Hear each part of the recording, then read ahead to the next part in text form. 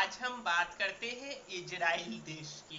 तो इजराइल देश के बारे में बहुत से वीडियो में आपने भी देखा होगा। इजराइल नाम का एक देश है और इसे अरब कंट्री या मुस्लिम कंट्री जो है, कितने सारों ने इसे आज तक रिकॉग्नाइज तक नहीं करा कि ये एक कंट्री है। और इजराइल बनने की कहानी क्या थी और इजराइल क्यों बना और इजराइल का भविष्य क्या होगा, ये बड़े इंटरेस्टिंग टॉपिक है। क्योंकि इजराइल आगे भी वर्ल्ड को, आज आपको पता है इजराइल नाम के में जरा से ज्यूस रहते हैं, मतलब लेकिन मुट्ठी भर ज्यूस वो पूरी दुनिया को कंट्रोल करते हैं।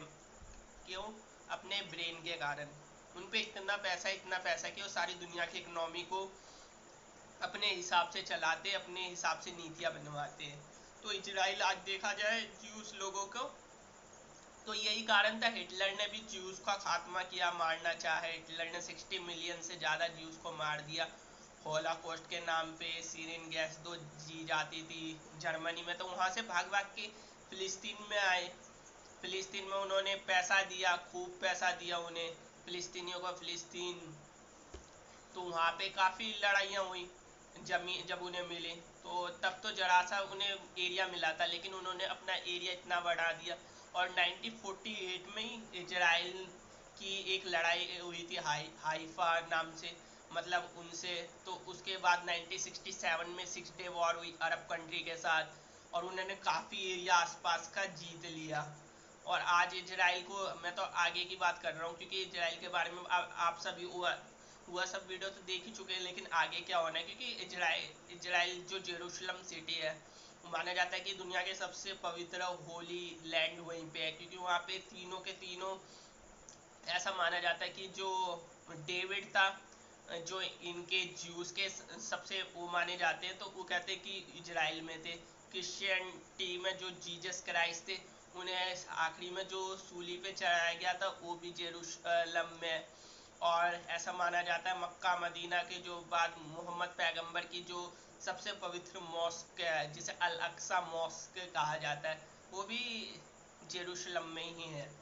तो इसलिए इजराइल में 3 प्रमुख धर्मों का नेतृत्व करता है, चाहे ज्यूस हो, क्रिश्चियनिटी हो, चाहे इस्लाम हो। और तीनों दुनिया के सबसे बिगेस्ट रिलीजन्स हैं क्योंकि इनकी बहुत इंपॉर्टेंस है आज के समय।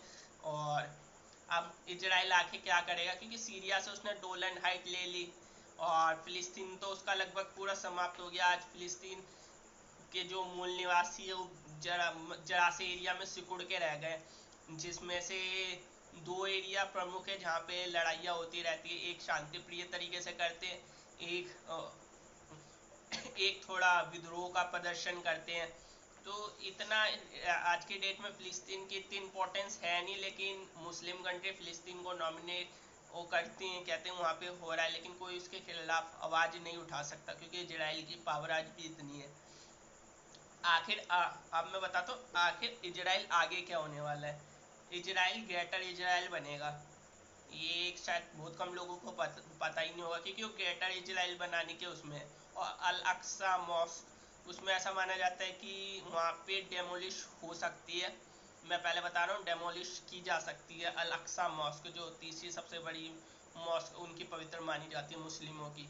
तो हो सकता है वो। और लेबनान और जॉर्डन, जहाँ पे 7 वंडर में से एक है पेट्रा, तो वो एरिया पूरा एनेक्स किया जा सकता है इजराइल के द्वारा। और अरब ममालिक, जो अरब कंट्री है, वो इजराइल का साथ देती है क्योंकि इजराइल उन्हें पैसा देता है, एड देता है। क्योंकि अरब कंट्री आज वजूद नहीं है, अमेरिका इजराइल चलाता है। और अमेरिका और अरब कंट्री जो भी हैं, बहरीन हो गई, यूएई हो गई, कतर हो गई, सऊदी हो गया, ये सब कहीं ना कहीं अमेरिका के उस पर चलते हैं। ऑयल जितना भी इनका जाता है, तो इनका आपस में रिश्ता है। तो आखिर ये भविष्य में होना क्या है, तो इसके लिए ग्रुप बन रहे हैं। मैंने पहले ही बताया था, ईरान, टर्की, पाकिस्तान, और हो सकता है रशिया को किस ग्रुप में जाएगा इंक्लूड करेंगे। जैसे रशिया को कोई जगह नहीं देगा तो ऑब्वियसली बात है चाइना के साथ ही जाएगा। और अगर वो अमेरिका उसको कैसे भी मिला लेता है, क्योंकि रशिया की इंपॉर्टेंस हो जाएगी इसमें, क्योंकि रशिया किसके साथ जाएगा। लेकिन इजराइल अपने दिमाग से काम लेता है। और उन लोगों को आज भी देखा जाए तो सबसे ज़्यादा बुद्धिजीवी होते हैं ज्यूस लोग, ऐसा सुपीरियर होते हैं ब्लड में, वो कहीं से भी अपना पैसा बनाना जानता है, उन्हें कहीं पे भी छोड़ दो तो वो आपको मतलब पूरी, जैसे इंडिया में ज्यूस और जैन कम्युनिटी है वैसे ही इजराइल सारी दुनिया को कंट्रोल करता है इकोनॉमी के उस पर।